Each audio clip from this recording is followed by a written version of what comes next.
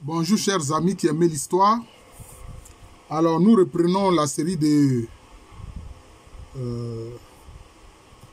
je peux dire, sur le livre des morts des anciens Égyptiens, qui est le livre de la sortie au jour, hein, qui sont un peu les épreuves que le défunt doit traverser, que l'âme du défunt doit traverser pour atteindre, je peux dire, la béatitude, pour être un bienheureux. Voilà. Donc, nous reprenons cela. Nous étions au chapitre 147. J'avoue que ce n'est pas facile.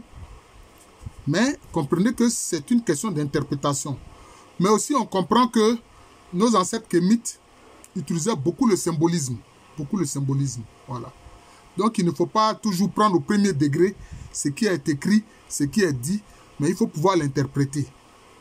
Voilà. Alors, chapitre 147, il est écrit, première porte. Nom de son portier, face à l'envers, riche en forme. Nom de son gardien, espion. Nom du rapporteur qui s'y trouve, celui qui gronde de la voix. Donc, on voit que ce sont des entités, des esprits qui font peur. Ce sont des esprits qui font peur. Quelqu'un qui a la face à l'envers, la face retournée. Sans doute, c'est un esprit qui fait partie des forces négatives. Voilà. Et puis celui qui est espion, c'est-à-dire, c'est celui qui épie tout ce qu'on fait. Et donc, sans doute qui espionne, je peux dire le défunt. Et celui dont la voix gronde. Voilà, donc, c'est comme s'il a une voix de tonnerre. Tout cela pour effrayer le défunt. Voilà. Donc, ce sont des entités négatives qui effraient le défunt. Maintenant, parole dite par N, c'est-à-dire par l'Osiris N, le défunt. À l'arrivée à la première porte. Maintenant, qu'est-ce que lui dit maintenant? Pour pouvoir contrer ces forces du mal. Je suis le grand, celui qui a créé sa lumière. Je suis venu auprès de toi, Osiris, pour t'adorer. Purs sont tes humeurs qui se coulent de moi. De moi, c'est-à-dire à l'intérieur. Vous voyez, l'importance de l'intérieur. Comme le Christ l'a dit, voilà. Et c'est ce qui fait ton nom de Rosetaou. Salut à toi, Osiris, dans ta puissance, dans ta force, à Rosetaou, c'est-à-dire dans le lieu où Osiris est. Redresse-toi en sorte que tu sois puissant. Osiris dans Abydos, fais le circuit du ciel, vogue-toi en même temps que Ré, afin de voir tous les hommes. Fais le circuit tel Ré, vois, je suis Osiris, je suis un dignitaire de, bon, ils ont dit de Dieu, du Dieu. Bon, il faut dire en fait de Ré ici. Voilà. Mais ce sont des attributs divins. Ce que j'ai dit est réel. C'est pourquoi je ne serai pas repoussé de lui. Son mur est en chardon. J'ai ouvert la voie dans Rosetaou. J'ai guéri le mal d'Osiris. C'est comme s'il se présente comme quelqu'un qui a fait du bien à Osiris. Voilà. Celui qui a créé ce qui existe. Celui qui a ouvert son pavois. Celui qui a fait son chemin dans la vallée de la mort. Grand, dégage-moi le chemin de lumière d'Osiris. Vous voyez. Donc maintenant, confronté à ces forces effrayantes, hein, qui sont prêtes à faire du mal à son âme, qu'est-ce que lui fait? Il proclame qu'il est grand, qu'il a la lumière en lui, qu'il est venu auprès d'Osiris pour adorer et exalter Osiris, qui est l'homme parfait, l'homme divinisé. Voilà. Et il demande à Osiris vraiment de faire son circuit comme le fait Ré à travers sa barque. Voilà. Et il dit même quoi, qu'il a guéri le mal d'Osiris. Vous voyez. Le mal d'Osiris, c'est qu'il a été découpé par son frère criminel Seth, hein, qui fait partie des forces du mal. Voilà. Donc, il s'identifie à la divinité. Il dit, il a fait le chemin de la vallée de la mort, et on dit, dégage-moi le chemin de lumière d'Osiris. Voilà. Donc, c'est cela. Dégage-moi le chemin de lumière d'Osiris. Donc, voilà, donc, il veut faire quoi? Il veut emprunter le chemin de lumière d'Osiris, l'homme parfait qui juge les âmes des défunts. Donc, voilà ce qu'il dit. Et en faisant cela, qu'est-ce qu'il arrive à faire? Il arrive à vaincre, pour ne pas dire, ne pas subir le courroux dont celui dont le démon, je peux dire l'esprit mauvais dont la face est à l'envers, celui qui espionne et celui qui gronde de la voix. Voilà l'interprétation. Deuxième porte, nom de son portier, celui qui bombe le torse, donc celui qui est orgueilleux en fait. Nom de son gardien, celui qui fait tournoyer son visage. Bon, quelqu'un qui tournoie son visage, ça fait peur. Nom du rapporteur qui se trouve briseur. Il brise quoi? Il brise les âmes. Il brise les âmes des défunts. Voilà. Mais donc, devant ces esprits mauvais là, voilà. Maintenant, lui, qu'est-ce que l'Osiris N dit pour pouvoir se dégager de ces esprits négatifs? C'est ce que nous allons voir. Qu'est-ce que dit l'Osiris N? Je suis celui qui a siégé à cause de l'œil d'Horus. L'œil d'Horus, son a été blessé. Il a un œil qui a été blessé. Et le fait que donc il a eu un œil qui a été blessé, que c'est un seul œil qui est ouvert, c'est ça qu'on voit que les francs-maçons récupèrent. Voilà. Mais on le voit aussi parce que j'échangeais tout à l'heure avec un frère. Les inspirations spirituelles datent de longtemps. Dieu n'a jamais laissé l'être humain. Hein? Mais je peux dire, le clou et la grande révélation, c'est dans le Christ. Mais il y a des révélations qui ont été faites avant. Qui ont été faites avant. Et on voit, c'est ça, cet œil d'Horus là, hein, qui est aussi indiqué comme l'œil de... Oh, il y a un terme qu'on lui donne. C'est un œil de la bienfaisance, hein, qui permet de voir. C'est l'œil on peut dire, de Dieu qui voit tout. Qui voit tout. C'est-à-dire que quand nous faisons du mal, c'est comme on a comme l'impression que cet œil nous regarde. C'est un œil intérieur, mais qui vient de la puissance divine. Il faut comprendre cela. Alors donc, il dit ici que lui, il a siégé à cause de l'œil d'Horus, comme un des trois, et qui a départagé les attributs divins comme compagnon de Thoth, hein, ma sauvegarde, et la sauvegarde de Thoth.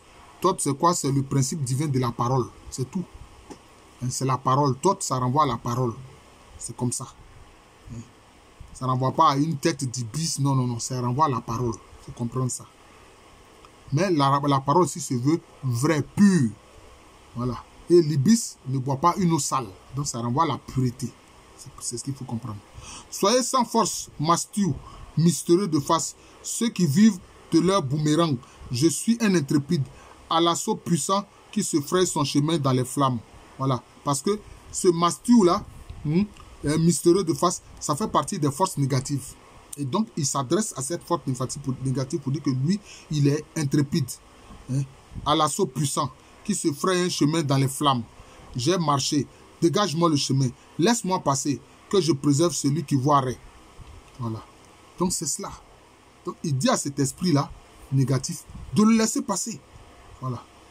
C'est tout. Et il est celui qui préserve celui qui voirait. Parmi les préparateurs d'offrandes. Donc, il fait partie de ceux qui sont les préparateurs d'offrandes.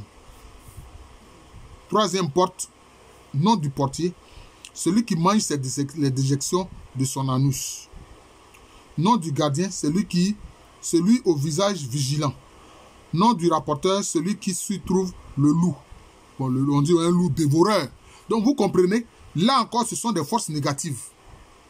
Au niveau de la troisième porte, ce sont des forces négatives. Et l'Osiris N doit pouvoir franchir cette troisième porte avec ses forces négatives, face à ces forces négatives-là. Parole dite par l'Osiris N. Je suis celui à l'inondation mystérieuse, celui qui départage les deux compagnons. Je suis venu pour chasser le mal d'Osiris. Je suis celui qui habille son pavois, celui qui sort portant la couronne blanche. Pourquoi il dit qu'il est celui, je suis à celui à l'inondation mystérieuse? Quelquefois, c'est le Nil qui crée des inondations. Mais cette inondation, il faut comprendre que l'inondation manifeste la puissance de l'eau. Ça manifeste la puissance de l'eau. Donc, il veut dire que lui aussi, il est porteur de cette puissance de l'eau-là pour créer l'inondation. Pour que ces forces négatives-là puissent dégager son chemin, ne pas être un obstacle pour lui. Voilà. Il est venu chasser le mal d'Osiris, donc faire du bien à celui qui est l'homme parfait. Hein, voilà. Celui qui sort portant la couronne blanche. Donc, c'est quoi? Il s'attribue la royauté. Il s'attribue la royauté. Mais comme moi, je l'ai dit, la couronne blanche, ça symbolise aussi le courant de vie en l'homme. Hein? C'est le courant de vie du blanc en l'homme. C'est-à-dire les larmes, la salive, les morves, le sperme, le lait maternel, la sueur, etc. Maintenant, la couronne rouge, ça symbolise le sang. Ouais, ça symbolise le sang. Et vous voyez que la couronne blanche aussi concerne aussi l'eau. Parce que tout ce que je viens de citer là, c'est le courant d'eau qui circule en l'être humain. C'est comme ça, il faut comprendre. Voilà, j'ai remis en ordre ses affaires dans Abydos. J'ai ouvert le chemin dans Rosetaou. J'ai apaisé le mal d'Osiris. Je suis celui qui renouvelle son pavois. Dégage-moi le chemin de lumière dans Rosetaou. Vous voyez, donc, il s'attribue ses capacités pour que à la troisième porte, ces forces négatives-là ne puissent pas lui barrer le chemin. Parce que manger ses propres excréments, ses propres déjections, c'est une malédiction. C'est une malédiction. Cela veut dire qu'on n'a pas la nourriture normale. On n'a pas à manger la nourriture normale quand on en vient à manger ses propres déjections. Voilà. Quatrième porte. Ouh là là. Quatrième porte. Il y a beaucoup à dire sur le chapitre 147. Nom du portier, celui au visage repoussant, aboyeur. Nom de son gardien, le vigilant. Nom du rapporteur qui s'y trouve, celui qui repousse le furieux. Donc là encore, celui qui a un visage repoussant, ce sont des forces qui veulent empêcher l'Osiris N de progresser sur son chemin de lumière. Voilà. Maintenant, qu'est-ce qu'il dit? Que dit l'Osiris N? Je suis le taureau, fils de 1000 ans d'Osiris.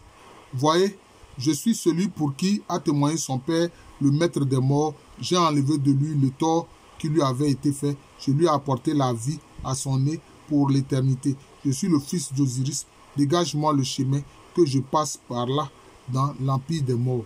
Quand il dit le taureau, cela veut dire quoi? Les gens m'ont dit oui, Dieu taureau, des choses comme ça. Non, le taureau symbolise la force, c'est tout. Hein? Le taureau là, c'est la force, c'est tout. Voilà. D'ailleurs, la première lettre dans l'alphabet hébreu, Aleph, en fait, c'est une tête de taureau. Ça symbolise simplement la force. Et la lettre A, la lettre A de l'alphabet adopté par les Européens, c'est la tête du taureau renversée. C'est tout. Il faut comprendre ces choses-là. Cinquième porte, donc vous voyez que là, il s'attribue des capacités, il est fils d'Osiris, etc. Il apporte l'éternité, je suis le fils d'Osiris. Donc pour que il prenne sur lui la capacité d'Horus, qui pour son père a vaincu Seth. Voilà. Et Horus symbolise la royauté. Donc il s'attribue toutes ces capacités-là pour pouvoir passer cette porte-là, la quatrième porte. Cinquième porte, nom de son portier, celui qui vit de vers. Donc comme un reptile qui mange des vers. Voilà. Nom de son gardien, le brûlant. Nom du rapporteur qui s'y trouve, tête d'hippopotame impétueux d'attaque. Vous savez que l'hippopotame est très dangereux. Notamment dans le Nil, il y avait non seulement de gros crocodiles, mais aussi il y avait des hippopotames. Et donc, il doit pouvoir passer tous ces obstacles-là au niveau de la cinquième porte. Alors, qu'est-ce qu'il dit? Parole dite par l'Osiris N. Je t'ai apporté les 2 mâchoires qui étaient à Rosetaou. Je t'ai apporté l'épine dorsale qui était à Héliopolis. J'ai rassemblé la foule de ces gens et j'ai repoussé pour toi Apophis. J'ai craché sur ses blessures. Faites-moi le chemin. Faites-moi le chemin parmi vous, car je suis le plus grand des dieux, des attributs divins. J'ai accompli les rites de purification d'Osiris et j'ai laissé lors de la justification, je l'ai assisté lors de la justification, j'ai rassemblé ses os et réuni ses membres. Qu'est-ce qu'il veut dire par là? Quand il dit il a apporté les 2 mâchoires, etc., ça veut dire quoi? Ça veut dire qu'il a fait des sacrifices. Il a fait des sacrifices d'animaux. Pourquoi? Pour honorer les attributs divins. Vous voyez? Il dit il a repoussé au Apophis, qui est un serpent géant, une sorte de dragon, qui symbolise le mal. Il dit il a repoussé le mal. Et il dit il a craché sur ses blessures. Voilà. Donc c'est cela. Pour dire son mépris pour Apophis, l'esprit du mal. Donc voilà maintenant qu'on lui dégage le chemin. Que lui, il a accompli les rites de purification d'Osiris. Vous voyez, etc. Donc, il faut que la porte, ainsi, la cinquième porte doit lui être ouverte. Voilà, donc c'est cela. Sixième porte, nom de son portier, Itekta. Itekta. celui a la voix puissante. Nom de son gardien, celui qui est changeant de visage. C'est comme l'autre qui avait le visage tournoyant. Nom du rapporteur qui s'y trouve, celui qui est tranchant de visage, le préposé au lac. Bon, celui dont le visage est changeant. En fait, quand quelqu'un change de visage, ça symbolise quoi? C'est celui qui n'est pas sincère. Celui qui est versatile. Ça renvoie à celui qui est versatile. Celui qui n'a pas une parole de vérité. Voilà. Donc, qui est menteur. Donc, voilà ces esprits mauvais-là que l'Osiris N doit traverser au niveau de la 6e porte. Et qu'est-ce qu'il dit pour pouvoir les traverser aisément? Parole dite par l'Osiris N, le défunt. Je suis venu aujourd'hui, dégagez-moi le chemin. Je chemine, créé par Anubis, Inépu. Là encore, lui, il a une tête de canidé, de chacal ou de chien. On va dire Dieu chacal. Non. Ça symbolise la fidélité. Parce qu'on dit fidèle comme un chien. Le premier animal que l'homme a apprivoisé et qu'il a accompagné un peu partout, c'est le chien. Donc, ça renvoie à la fidélité. C'est l'esprit de fidélité. Ce n'est pas Dieu chien, non. Ou Dieu chacal, non. C'est l'esprit de fidélité. Ça symbolise la fidélité. Voilà. D'ailleurs, dans le christianisme, on dit quoi? Dieu est fidèle. Dieu est fidèle. C'est une de ses identités. C'est ce qu'on voit ici. Voilà. Mais seulement, nos ancêtres kamites utilisaient des symboles, des images. Il faut comprendre ces symboles-là. C'est ça le problème. Je suis un possesseur de couronne blanche. Bon, la couronne blanche, j'ai parlé tout à l'heure, c'est tout le courant de vie qui est lié à l'eau en l'homme. Voilà. Sperme, salive, morve, larmes, lait du sein maternel, etc. Un assistant du magicien. Voilà, nos ancêtres ne pratiquaient pas la magie. Non. La magie, là, ça vient de Gog et Mag, des esprits qui étaient au Moyen-Orient, notamment dans la zone des Chaldéens, des Babyloniens. Nos ancêtres, c'était la parole sacrée. C'est ça. Ne faites pas de nos ancêtres des magiciens. Non, non, non. C'est pour eux. Les Kamites, c'était la parole sacrée. Voilà. D'où la libation. La libation. Parce que quand on fait la magie, on fait quoi? On trace d'abord un cercle magique. Oh, il ne s'agit pas de ça ici.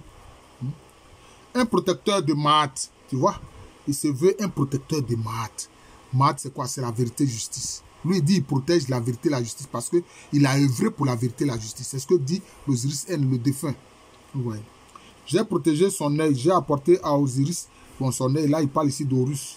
J'ai apporté à Osiris son œil, dégagé le chemin que l'Osiris N chemine avec vous comme justifié.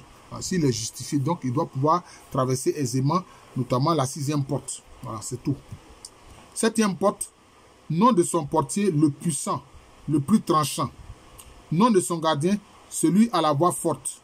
Nom du rapporteur qui s'y trouve, celui qui rejette les méchants. Donc vous voyez qu'au niveau de la 7e porte, les gardiens de cette 7e porte ne sont pas des forces négatives. Mais ce sont plutôt des forces positives, des forces du bien. C'est pour ça qu'ils ont dit le puissant, le tranchant. C'est comme une épée. C'est l'épée de la parole en fait. La parole en fait est symbolisée par une épée. Voilà. Voilà.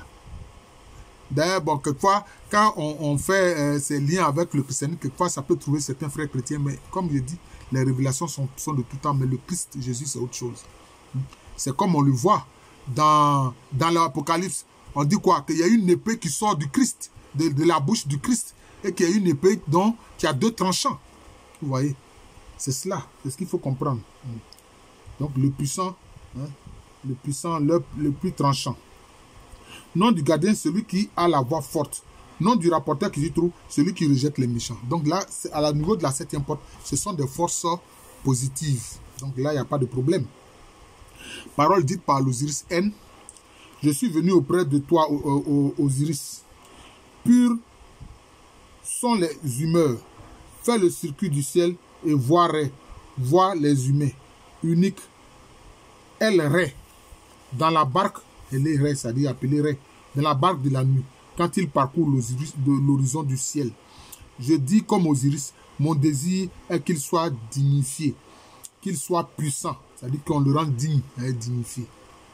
Et c'est arrivé comme il a dit, ne me repousse pas de près de lui, fais-moi de bons chemins près de toi. Voilà, donc c'est cela.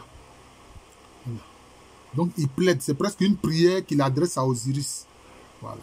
Parole a dit, quand on arrive aux 7 portes, cela permet aux bienheureux d'entrer par ces porches sans être écartés, sans être repoussés d'auprès d'Osiris. C'est faire qu'il soit parmi les bienheureux parfaits en sorte qu'il ait autorité, même sur les premiers serviteurs d'Osiris. Tout bienheureux pour qui cela est récité. Il sera là-bas comme maître de l'éternité, formant un seul être avec Osiris. C'est-à-dire formant un seul être avec Osiris. C'est-à-dire quoi? L'identification à Osiris. C'est pour ça que les morts étaient appelés Osiris N. C'est-à-dire ils sont identifiés à Osiris, l'homme parfait, l'homme divinisé. Mais dans le christianisme, qu'est-ce que nous faisons? Notre cheminement, c'est pour nous identifier au Christ Jésus. C'est faire un avec le Christ Jésus. C'est pour ça que Paul a dit, ce n'est plus moi qui vis, c'est Christ qui vit en moi. Mais ça peut trouver certains chrétiens. Mais non, la révélation, Dieu écoute tous les êtres humains qui l'ont cherché avec un cœur sincère. Dieu écoute tous les êtres humains qui l'ont cherché avec un cœur sincère, je le répète. Donc c'est ce qu'il faut comprendre. Il ne faut pas que cela bouscule notre foi. Non, pas du tout. Pas du tout. Voilà. Formant un seul être avec Osiris, c'est ça. À ne pas réciter au bénéfice de n'importe qui, sans bien garder. Bon, au bénéfice de n'importe qui, bon, évidemment, ce sont des paroles sacrées qui sont dites, ce ne sont pas des formules magiques. Voilà. Les paroles sacrées qui sont dites pour que le défunt, l'Osiris N, puisse s'identifier notamment ici à Osiris, l'homme juste qui juge les âmes dans la salle des 2 maths. Voilà, c'est ça, c'est de ça qu'il s'agit. Voilà, j'en suis à 21 minutes. Bon, voilà, donc nous venons de finir le chapitre 147 du livre de la sortie au jour, qu'on appelle improprement le livre des morts. Voilà. Je vous remercie. Je suis le professeur Alou Kwame René, professeur titulaire d'histoire à l'université Félix Houphouët-Boigny, une université qui est à Abidjan. C'est à Cocody, c'est en Côte d'Ivoire, un pays situé en Afrique de l'Ouest. Je compte envoyer cet enseignement que je viens de donner sur le chapitre 147 à ma fille dans l'intellect, Dr Traoré Assa. J'espère qu'elle va apprécier et puis on pourra échanger là-dessus. Voilà. Je vous souhaite à tous une très bonne journée.